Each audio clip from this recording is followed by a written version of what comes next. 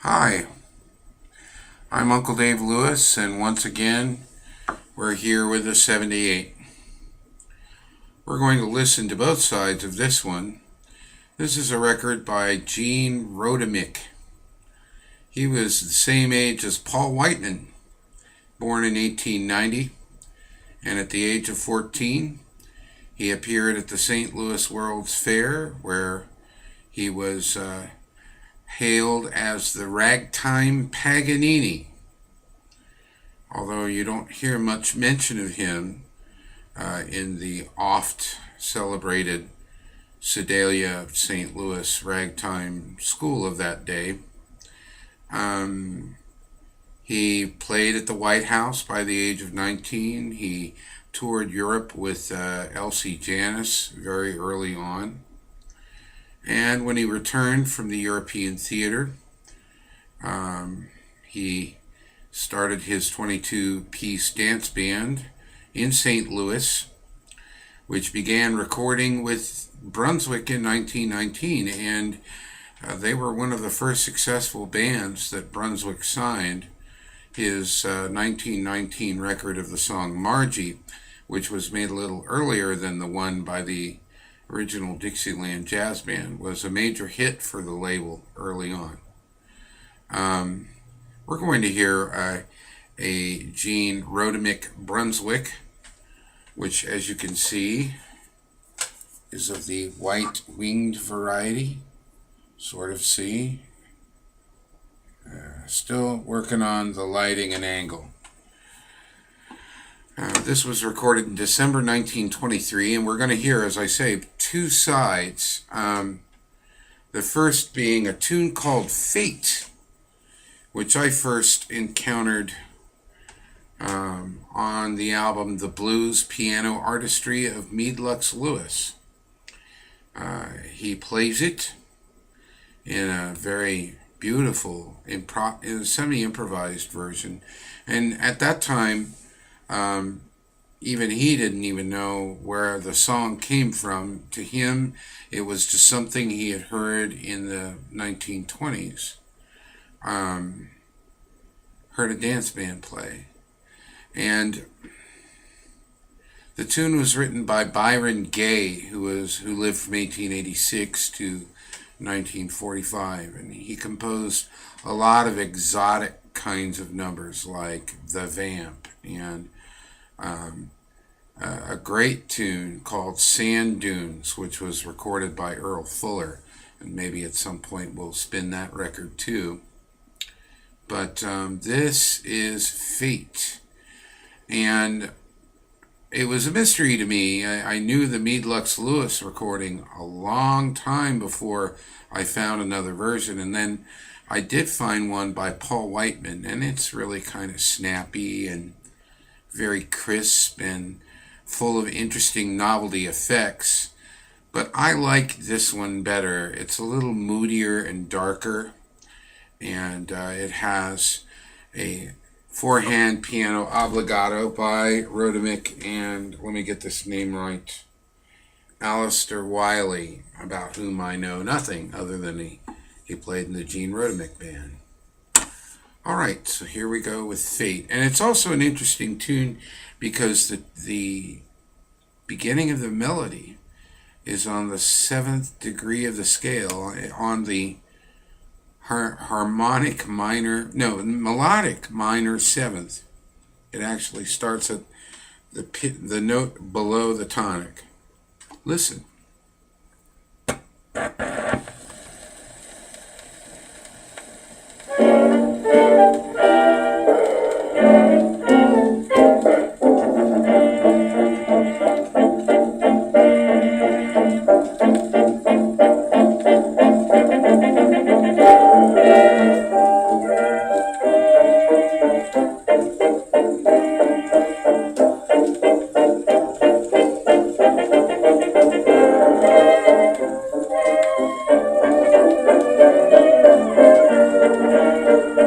This is all introduction.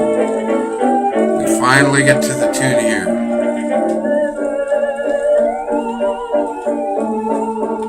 Slide whistle.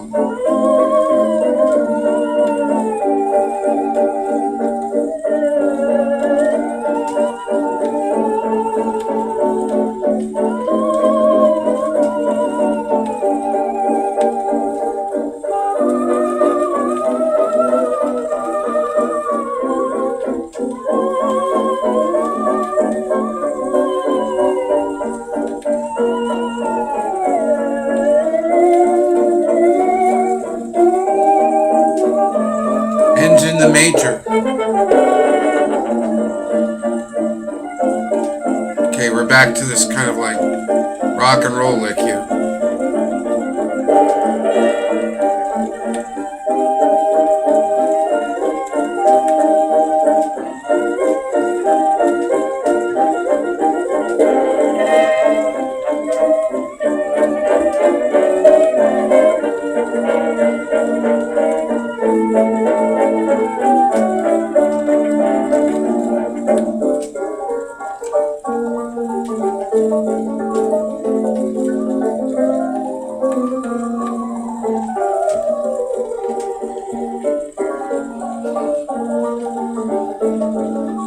He does it again.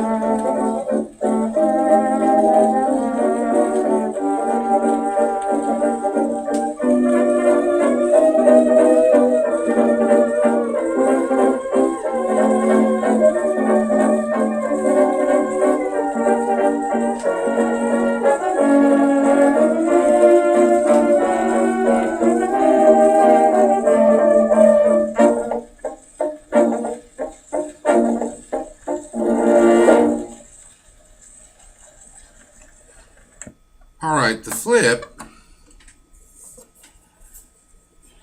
is a little more from the jazz side of the tracks. And in fact, that last tune, I wouldn't call it jazz. It's really just a straight dance number, but an exotic one, and it's kind of in the exotic field. Around 1920, there was kind of like a fad for Orientalist kind of novelty, which I find tasty. This is a tune, I've already forgotten the title. Teddy Bear Blues was written by a guy named James H. Jackson and first published in San Francisco in 1922. And in fact, this tune was recorded a little earlier by the Virginians, which was Ross Gorman's band within a band that Paul Whiteman was part of the Paul Whiteman Orchestra. And you can hear, incidentally, Paul Whiteman's version of Fate on the Library of Congress site very easily, if you so choose. It's quite different. But getting back to Teddy Bear Blues, as I say, it's a little jazzier. It's a very nice record, and I hope you enjoy it. Gene Rodemich. Oh, I know what I'm forgetting. The end of the story.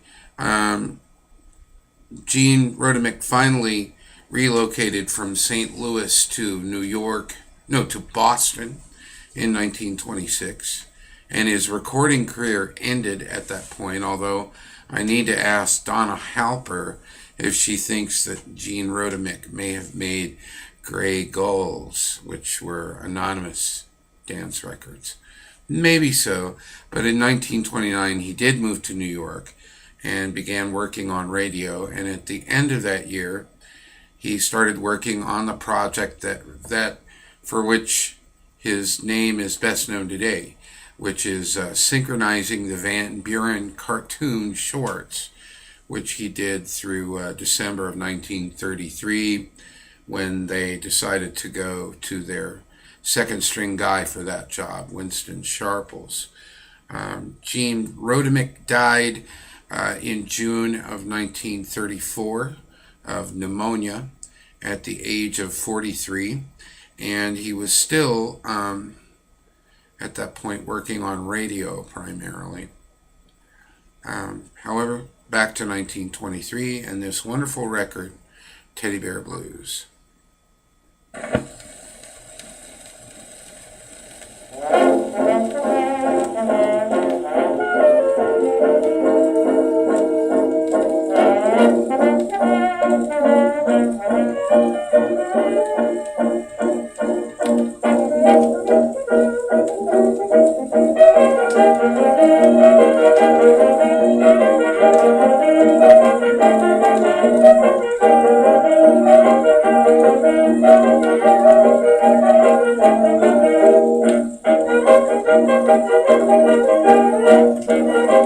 Kind of a ragtime figure there.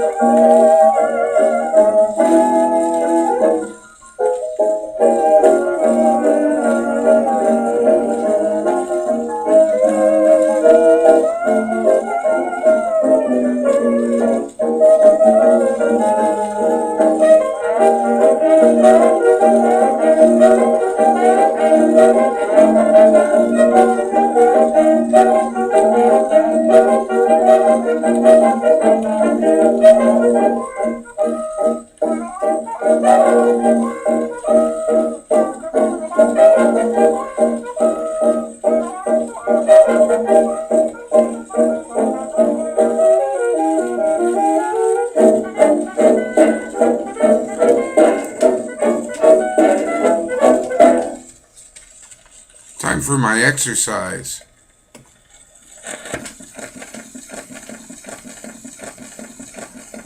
See you guys later. Thanks for listening.